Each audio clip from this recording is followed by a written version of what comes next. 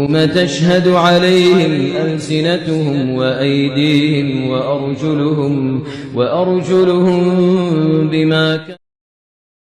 السلام عليكم ورحمة الله وبركاته. كيفكم؟ شو أخباركم اليوم؟ الفيديو على حسب طلب البنوتة، واتحدتني أن أصوم قضاء رمضان، وأنا قبلت التحدي. هو راح يكون صعب شوي، بس هذا فرض بل حقيقة. وقبل أن نبدأ حطوا لايك ومتابعة وفعلوا جرس التنبيهات وأكسب لور. والحين راح أقعد شوي وبعدين أسوي اللي سحور وإنتوا شوفوا الفيديو.